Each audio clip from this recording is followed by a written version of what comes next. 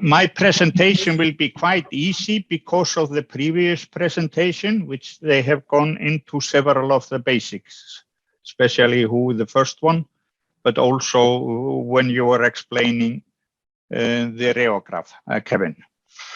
This presentation will be largely by the work of Berus and of course the maestro Kamal Khayat, professor.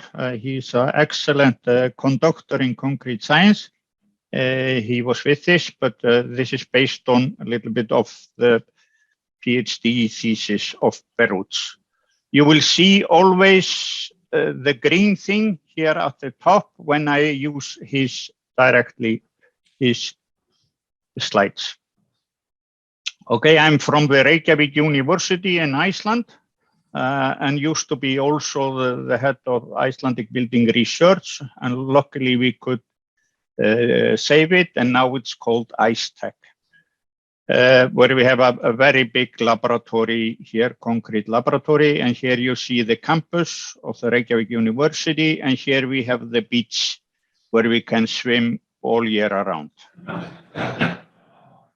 Okay, we have heard, I will be talking mainly about Eco-SCC, but we had also the Ecocrete. This was a concept developed for Abu Dhabi ready mix, where we had very little binder, or the total binder was 220 kilo, where the cement was less than 70 kilo. Unfortunately, FOAD cannot present for you the work. But prior to that, we did quite a lot of work with the Eco-SCC for the master competition, where we were down to about 100 kilo CO2 per cubic meter of concrete. For the competition, we had the robust mix with 95 kilo cement per cubic meter and 150 of fly ash and 35. But in the demo concrete, but they would never accept such a thing, but that was only with 60 kilo, and this was 6,000 PSI concrete. That was prior to it. I will come back. So, before I start, I really say that we really have to do a good work now, because we are really losing to wood. Luckily in US, the wood price went to the roof, but they are really, and especially in Iceland, we are really losing. And during this weekend, I was at the Icelandic Building Industry Exhibition, and now there were no concrete producers or anything related to the concrete industry, but last time it was dominated and all year before. So we are really losing. And for us in Iceland, because we have extreme weather, it's like a hurricane. But 90% of our single family house have traditionally been casted with the structural bearing element is of concrete.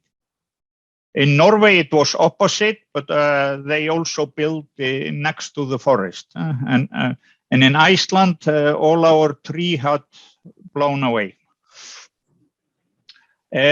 It's opposite last year, and this have only happened in 2 or 3 years, then would have taken over 50% of the housing market.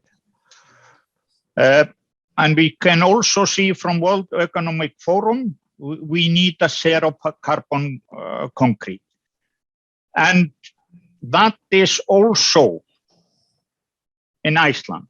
So actually, one of the 2 biggest concrete producer in Iceland have claimed that they will do zero carbon concrete before 2030.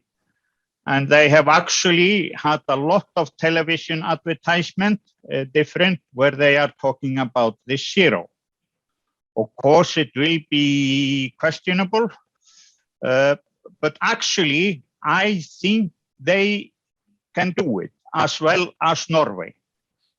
It is one thing is that you are using more porcelain cements, and that will increase and increase. This figure is actually from 2018. But the big thing, or half of this, will be because of carbon capture and storage. And they are actually doing this already and will have 400,000 tons in the year 24. And it's going according to the plan of carbon capture and storage. You can see the principle here, but they are so lucky that they have so many empty oil wells, so they have a space for the carbon storage. This cost, but the Norwegian government is paying 80% of this cost already.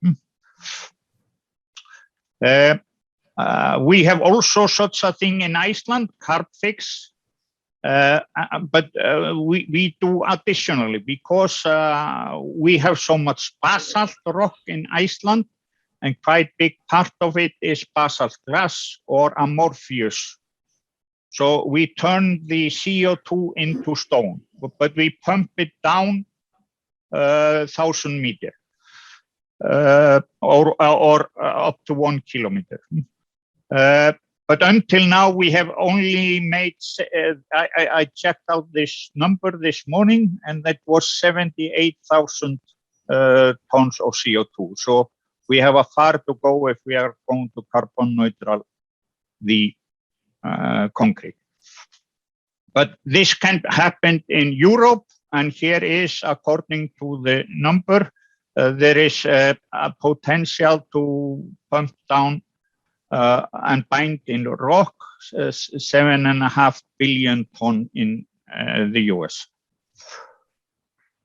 We all know this, the three tools of Meta, and of course, this have been not so much focused on as the cement industry is really focusing on consuming less clinker in the cement.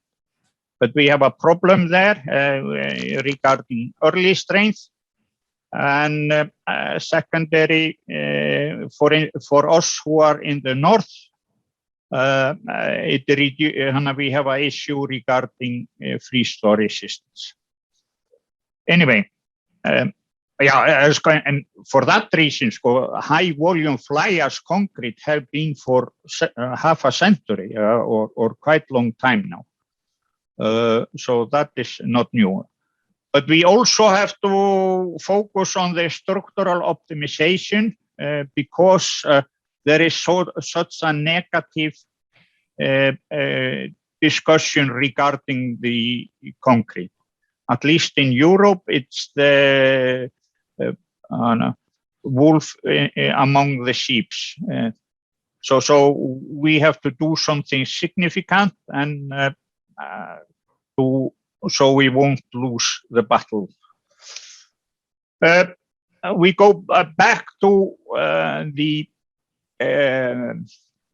Eco-SCC. The Eco-SCC has a cementitious material less than 315 kilo per cubic meter. The reason for this number, and this is just a general, I took this picture from Concrete Center, I think in UK. But that is because typically the 10% of the volume of the concrete is cement. So there it comes to the 350 because the density of type 1 cement was typically 3,150 kilo per cubic meter. So there you have the number, or 530 pounds per cubic yard, but that is quite low for SCC. But you have already seen several examples of this already.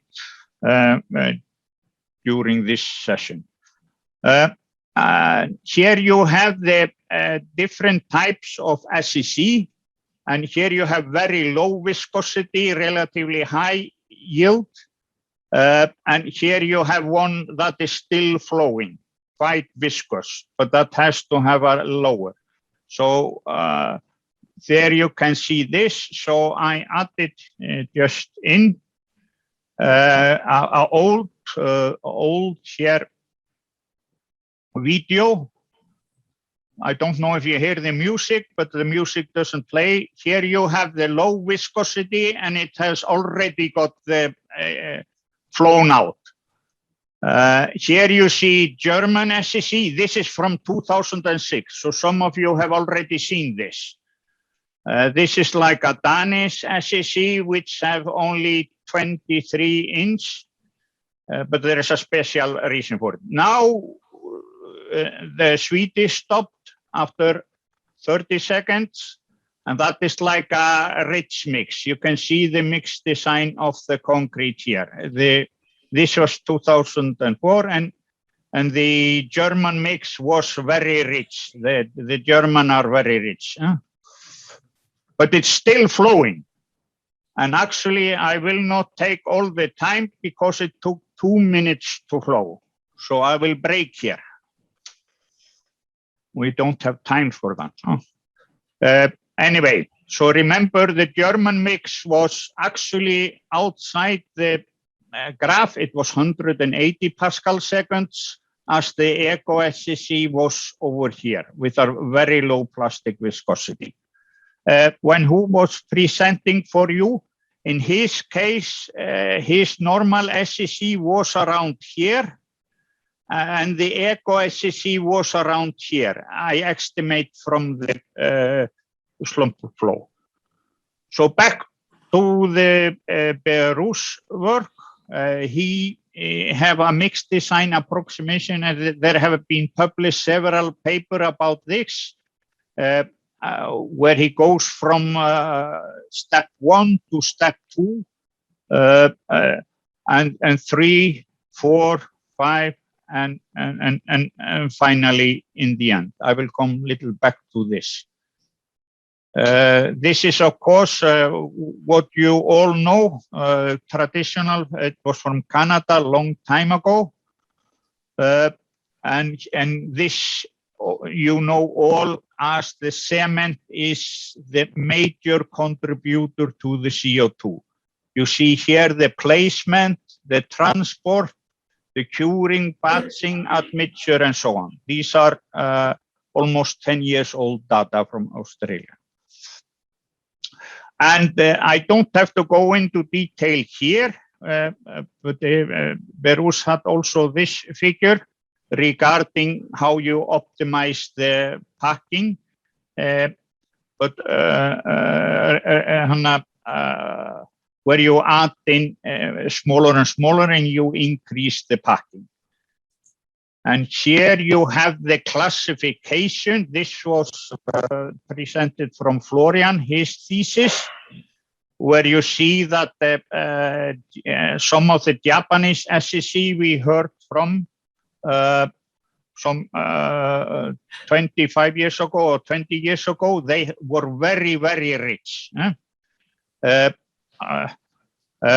So they had beyond 550 kilo. And then we have a lean, green, and here Eco-SCC. And then we have the Eco-Crete, which is even lower. Anyway, here you have the classification, and as I'm always talking in kilo per cubic meter, I will have the number here. So remember the Eco-Crete Extreme had only cementitious material, 220 kilo per cubic meter, or 370 pounds per cubic yard. That is quite low. It is getting as low as the water content.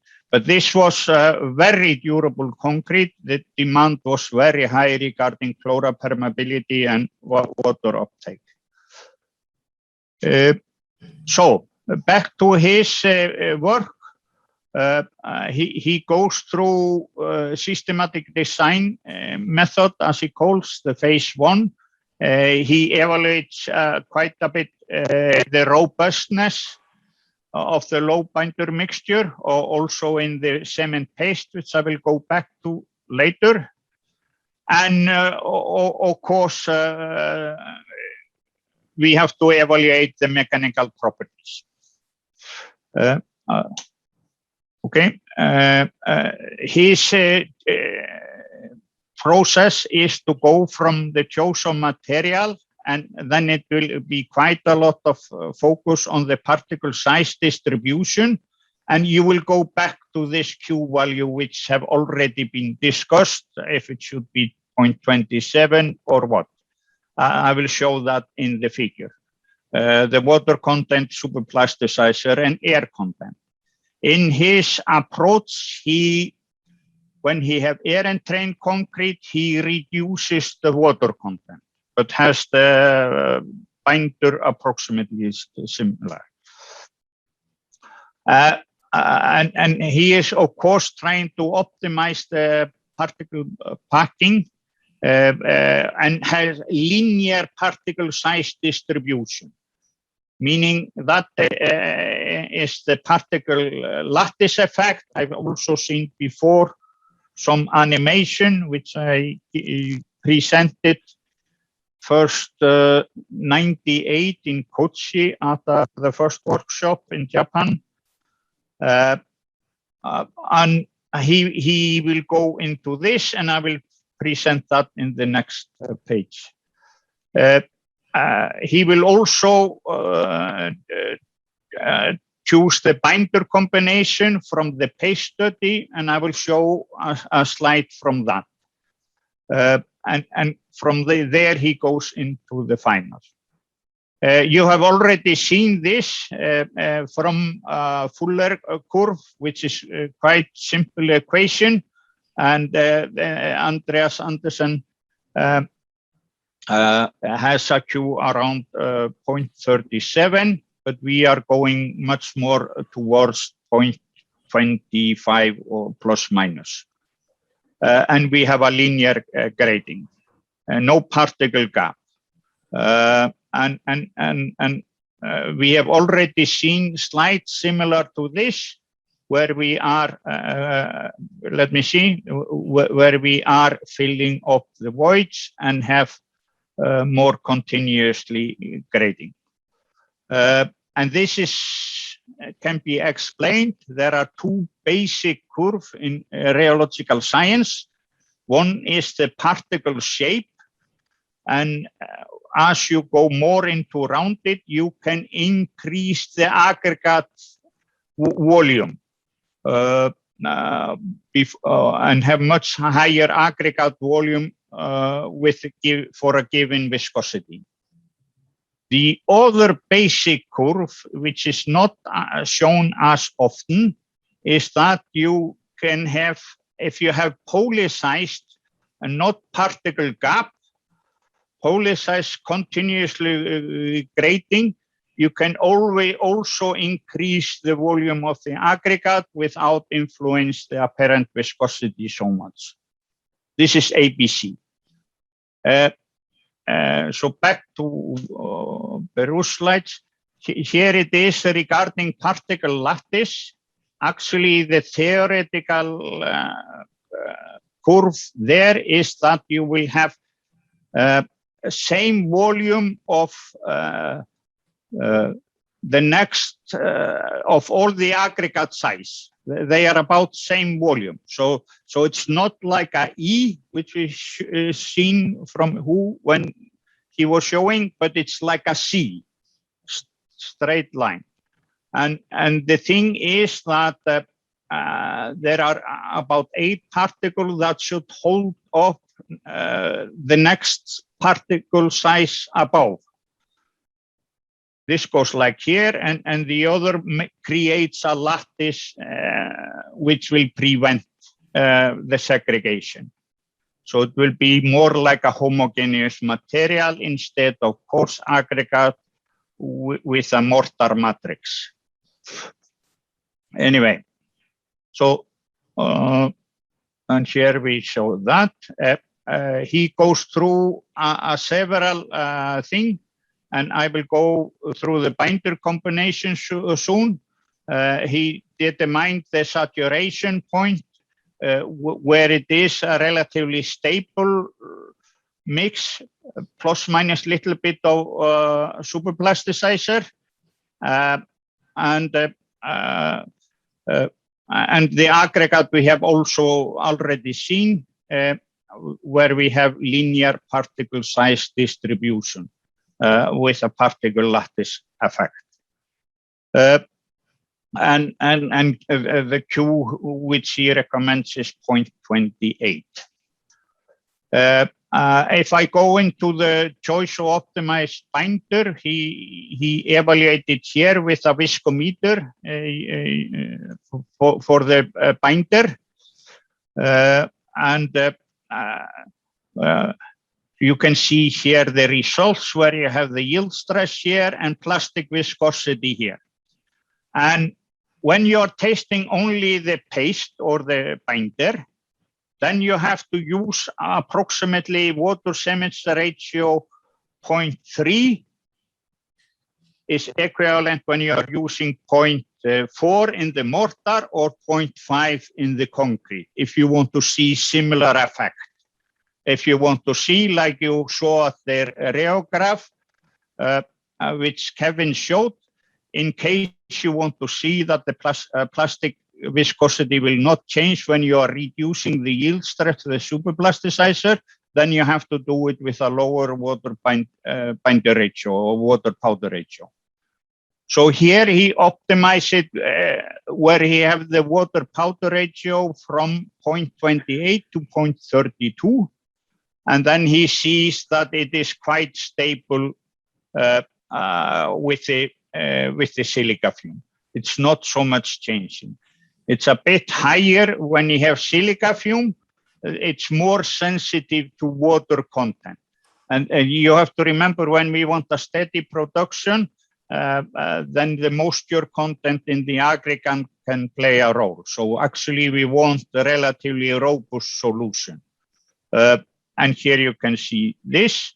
And finally, as you can see here, both the yield stress and the plastic viscosity is reducing when you add water. In this case, it was the fly ash that was most sensitive, and the slag. But the silica fume, I'm very fond of silica fume, as it's also quite good stabilizer and increase the robustness. You don't need so much silica fume, but of course, in many cases, if you are going to reduce significantly the cement, then the silica fume is the best option. Okay, here you can see this skeleton, and here you can see the aggregate which he is using, and here you can see the theoretical line, which is actually linear in this case. And thereby you can optimal the packing. And here you can see where you're trying to optimize through it. You can use the linear packing model by Andreas. And there is a software, because I heard a question regarding this earlier. And what you can do is that you use the grading curve you have, and if you have the software for Andreas and packing model, linear packing, then you just try to change the grading of one of your aggregate and add it, so you get closer to this. And thereby you will get more optimal packing, but it's hard work. Okay. Okay, here you can see, and also in the next one, if we do the outline, this is like a performance optimized concrete. And I will show you example also when he is using air entrainment. And here you can see the optimal. He had like a mixes blank and with 5% silica fume and 50% fly ash, and combination of 5% silica fume and 30% fly ash. One thing is that I want to comment. In case you are going for extreme eco-crete mixes, then you have to stop thinking of percentage of cement of bind, because silica fume, normally if you want to have like a eco-crete, then the silica fume is almost like as much as the cement. You have to think of the silica fume more like of the total volume, like 22 kilo per cubic meter of silica fume is like a 1% of the total volume of the concrete. Anyway, and here you can see the mix composition. Here you have like with the 5% silica fume, then you have 302 and 12%, so it's almost like 315. And here you can see the sand and aggregate. With the fly ash cement, you are down to 170 kilo of cement and 130 of fly ash, which is closer to 50% of the volume. And here you see the number for the 5% silica fume and fly ash. Okay. Here you can see the little bit of the properties, and with this mixture, then you get roughly about 5,000 psi, 28 days strength. Of course, when you use only fly ash as a replacement, then you get lower strength, but similar with only silica fume and fly ash and silica fume in his case. He got a better stabilization with the combination of the material, but you also have to remember that 5% silica fume and 30% fly ash has a higher volume than the reference. Unfortunately, you won't see this video, so you just have to use your imagination. This flows very nicely. Okay. So we have to evaluate the optimized mixture from him. And then you can see here it's a slump flow around 650. I think, what is that, 26 inch or something? And the V-funnel time is like a 2.5, 3.5, and 5.5. It was highest here with this combination. The strength is still, I wrote it down, I hope I got it right, around 5,000 psi. This is by memory. Anyway, we will continue. He also added several mixes with air entrainment, and then it was reduced water. The binder was very similar, but the water content was significantly lower. And he got also similar strength with the air entrained concrete. You can see here it's also around, except with the 50% fly ash, then he got 26 megapascal. Instead of like here, he got like a 5,000 psi. Now, if we see here, here was the blocking when he used V-funnel time. The column segregation is not that bad, and he used VMA here in this case. So you can use VMA instead of silica fume, that is quite okay. But for me, the best VMA is actually the silica fume in stabilizing. Okay, and here we go to the conclusion. We have talked about the ideal grading curve, which is the particle lattice approach. Eco-SCC was made there with less than 315 kilo or per cubic meter, around 300 kilo, which is about 530 pound per cubic yard. The stability was ensured by linear packing and accomplished with a particle lattice effect. Yeah, here is the air training. Then you had like a lower water powder ratio around 0.55 relative to 0.65 with a non-air entrained concrete. Okay, and silica fume can be replaced with the VMA. But the big thing with the stabilizer or stabilizing the mix, what silica fume and VMA does so very greatly, it reduces the mobility of the water molecule. And that can sometimes be a problem if you have a high volume slag mix, because then you have quite a lot of slurry bleeding. So you need to reduce the mobility of the water. Okay.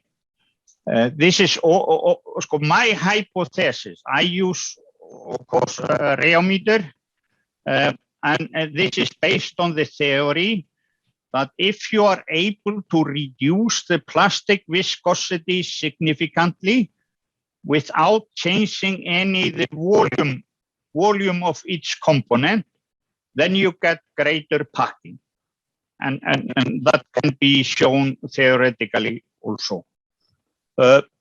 So if you are able to reduce the plastic viscosity, giving that all there, then you can obtain greater packing. Of course, it's not valid with VMA. VMA is here you can see from this is from around 2006 also, where you have Eco-SCC. This is only sand, one type of sand and one type of stone, but which we were able to get in such a fraction that it would be continuously grading. And this had about around 5% silica fume. And this is very old video. Here you can see the Eco-Crete, and so you should really taste this. This is so good. If you can see this video, I don't know if you hear the sound, but it doesn't matter. It is really beautiful. And this has only less than 70 kilo of cement per cubic meter. Unfortunately, Khayat is not here with us, but he and Wassim was also involved with this project from Abu Dhabi. Wassim is moved to Iceland, but this was quite good concrete. And then it's just the aggregate grading. There is a little bit dune sand there to reduce the viscosity, but you cannot use more than 300 kilo of the dune sand. It's very various quality. It was very strange for me to be in the desert, and we had to move the sand 300 kilometers to us to put in the concrete. But we could use a little bit dune sand to reduce it. So with this, I thank you.